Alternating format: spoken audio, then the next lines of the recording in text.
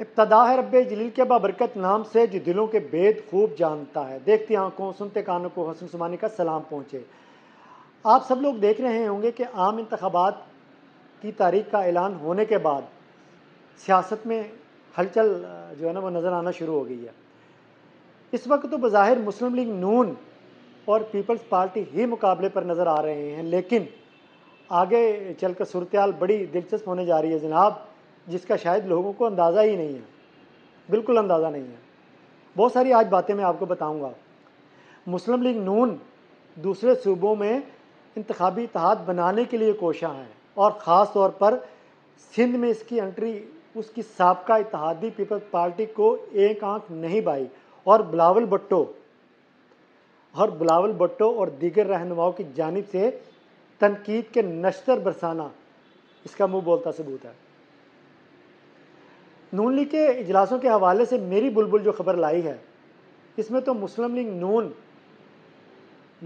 نون بہت زیادہ کانفیڈنٹ ہے، بہت زیادہ ہونا بھی چاہیے، بلکہ کچھ رہنما تو یہاں تک کہہ رہے ہیں کہ ستہ ہی خیران ہے، ہماری جیت پکی ہے۔ لیکن جناب سیاست کے پنڈت ایسا بالکل بھی نہیں سمجھ رہے، اور ان کے تجزیے میں بڑا وزن ہے۔ اچھا، 9 مئی کے واقعات کے بعد حالات کا جائزہ لیا جائے تو جو ڈنڈ پڑا ہے اور جو سپیس میں سمجھتا ہوں ملی ہے، پیدا ہوئی ہے، استحکام پاکستان پارٹی اسے کسی حد تک پر کرنے میں کامیاب نظر آتی ہے۔ اگر نون لیگ سندھ میں پیپلز پارٹی کے چھابے میں ہاتھ ڈالنے کے لیے تکو دو کر سکتی ہے، تو کیا پیپلز پارٹی والے خاموش بیٹھے رہیں گے؟ نہیں بیٹھیں گے، ایسا بالکل بھی نہیں ہے۔ اور میرے تجزیے کے مطابق پیپلز پارٹی آنے والے دنوں میں، یہ میں بڑی خبر دینے جا رہا ہوں، پیپلز پارٹی آنے والے دنوں میں استحکام پاکستان پارٹی کو اپروچ کرنے جا رہی ہے۔ اسی سلسلہ میں ابتدائی رابطوں کی بھی اطلاعات ہیں۔ سیاست کے پنڈتوں کا کہنا ہے کہ جہانگیر ترین اور علیم خان کو بالکل بھی ہلکا نہ لیا جائے۔ دونوں جو ہے نا وہ پانسا پلٹنے کا ہنر جانتے ہیں، ہنر انورٹڈ کاماز میں ہے، اور عقل مند میرے اس اشارے کو سمجھ گئے ہوں گے۔ میں سمجھتا ہوں پیپلز پارٹی کو استحکام پاکستان پارٹی سے اتحاد کر کے ذاتی طور پر فائدہ ہوگا، ضرور فائدہ ہوگا۔ وہ یہاں ایک تیر سے دو شکار کر سکتے ہیں۔ ایک تو وہ پنجاب میں اپنی سیاسی حریف مسلم لیگ نون پر ضرب لگانے کی پوزیشن میں آ سکتی ہے۔ دونوں جماعتوں میں کوئی انتخابی اتحاد ہوتا ہے تو پیپلز پارٹی کے ووٹوں کا یقینی طور پر استحکام پاکستان پارٹی کے امیدواروں کو فائدہ ہوگا، یہ بات یاد رکھیے گا۔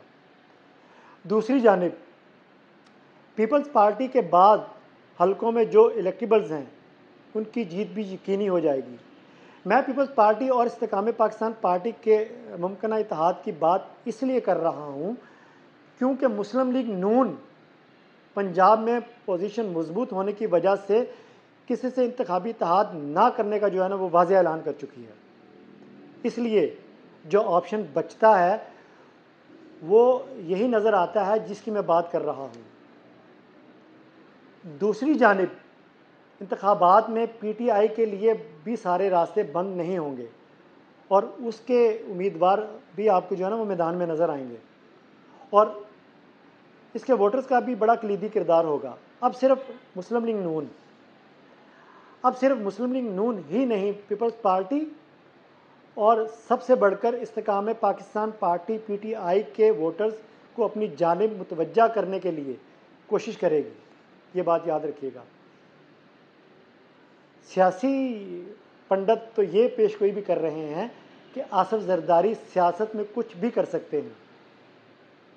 یہ بات سچ کہی سیاسی پنڈتوں نے، وہ کچھ بھی کر سکتے ہیں، اور کوئی غیر متوقع فیصلہ بھی ہو سکتا ہے جو یقینی طور پر مسلم لیگ نون کے لیے بڑا سرپرائز ہو سکتا ہے۔ ہاں، اگر سیاسی جائزہ لیا جائے اور پنجاب میں جو حالات بن رہے ہیں اس میں مطلب جو نظر آ رہا ہے، اس میں تو زیادہ تر حلقوں میں مسلم لیگ نون اور استحکام پاکستان پارٹی کے درمیان ہی اصل مقابلہ ہوگا۔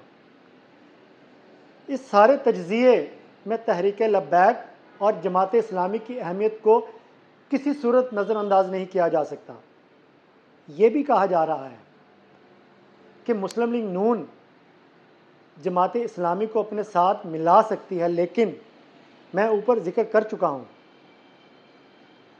جہانگیر ترین اور علیم خان کے پاس بڑے ہنر ہیں، اور وہ یہ ہنر کوئی بھی کام جو ہے نا وہ دکھا سکتا ہے۔ اچھا، آنے والے دنوں میں سیاست کا اونٹ جو ہے نا وہ کس کروٹ بیٹھتا ہے، یہ تو میرے خیال میں وقت ہی بتائے گا۔ دیکھنے اور سننے والوں کا بہت شکریہ۔